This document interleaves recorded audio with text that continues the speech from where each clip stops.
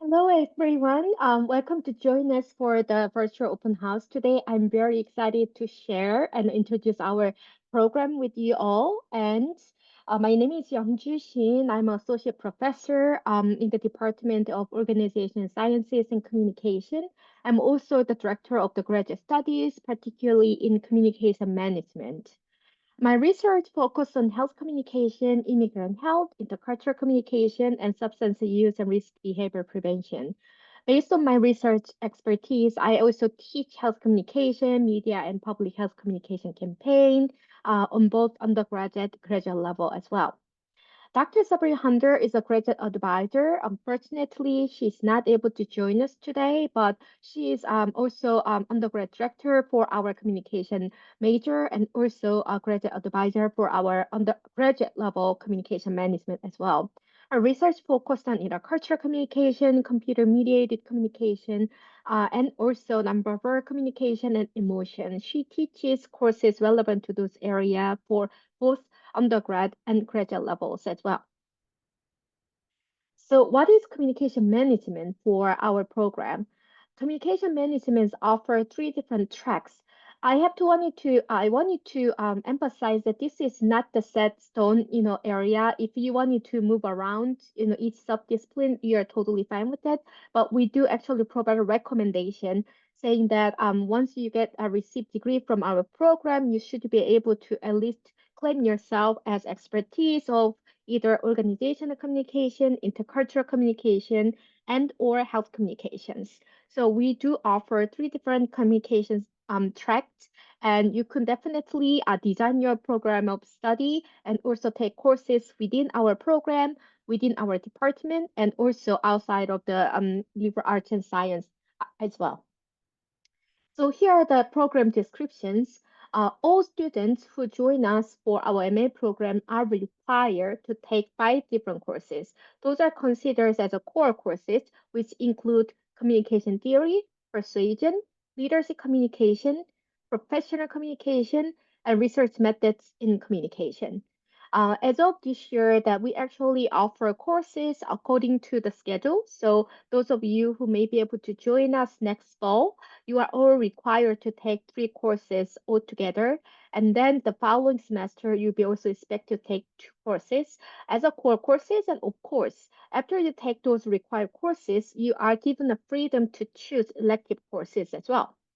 So also our program offers two different track options for the graduation, which is called non-thesis option. In addition to five core courses, the students are also required five more elective courses from our program and outside of the department and schools as well. Students who decided to work on the thesis, students are required to take three more elective courses in addition to two courses for the thesis credit. I'm more than happy to provide those options later on, but those are the general overview of our program as well. So, what are the elective courses? Those are some of the suggestions. Again, this is not the exhaustive list of entire program courses we offer, but I just listed as an example. Students who are interested in organization communication track, students certainly can take organization communication and conflict management or internship as a part of their elective courses.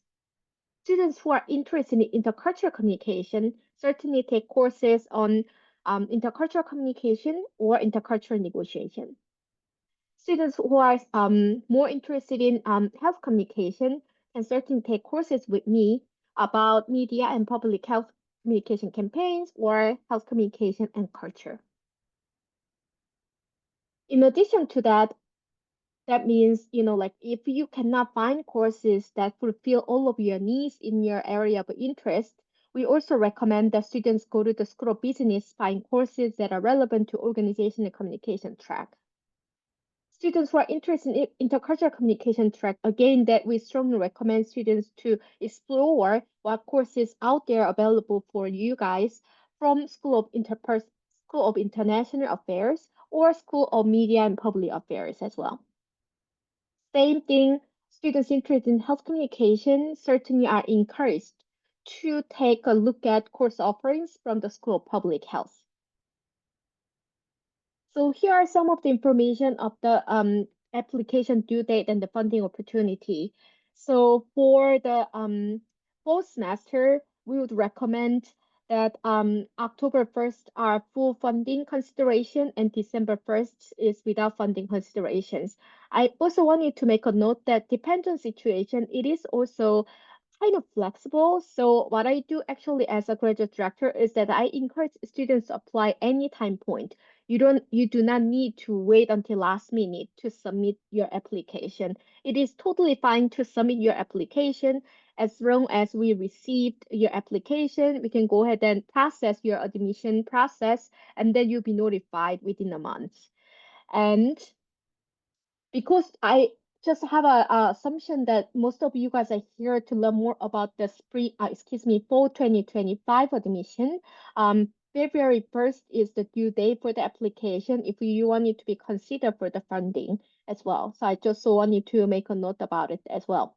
So for the application process, all students must submit your letter of recommendation and your undergrad transcript.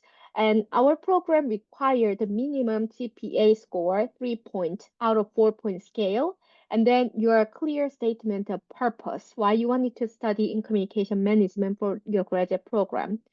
And those of you who are international students and whose language is not English, you also need to submit your TOEFL score or other relevant English proficiency test score. Those of you who are international students, but you actually received undergraduate degree from the institution that use English as the first language, you do not need to provide additional English test score at all. So I just wanted to also emphasize that when it comes to English proficiency test score, it's not about your citizenship, nationality, or anything about you. It's about your undergrad education, whether or not your undergraduate education offer in English or a different language. That it all matters.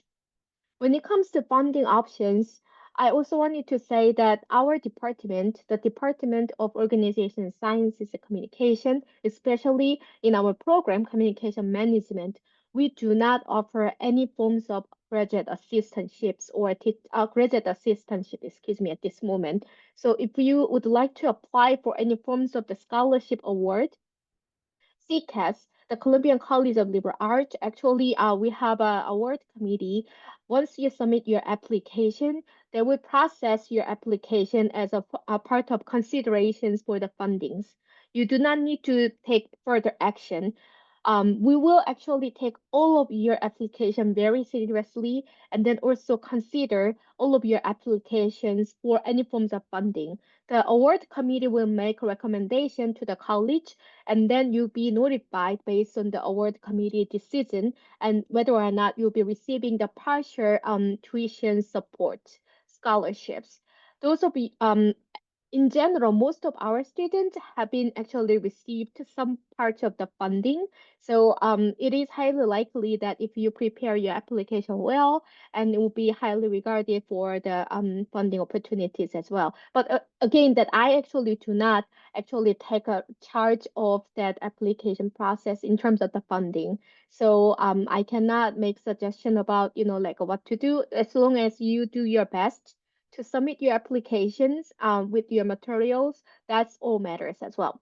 So CCAS offer four different awards here, as you can see from the list: King's Award, Global Leaders Award, Graduate Awards, and Minority Serving Institution Awards as well.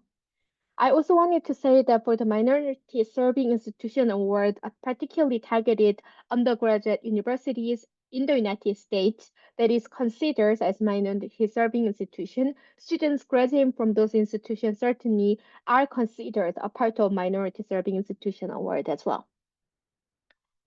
So then you may wonder or ask me, so what are the, like a graduate of our program actually do after their graduation?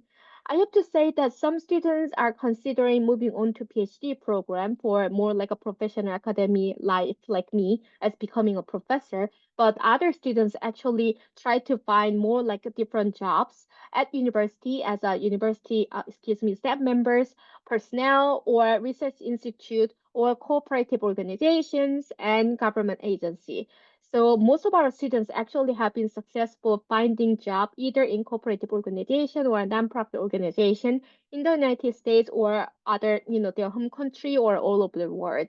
We do have a really big size of the diversity in our communication management program. You'll be surprised to see a lot of students all over the world. And, like we are very diverse in terms of race, ethnicity, but also cultural backgrounds as well. And that concludes my very short introduction of our program and then also providing the general process of applications as well. So with that being said, I would like to now open any questions you have, answer any questions you have from now on. Thank you so much.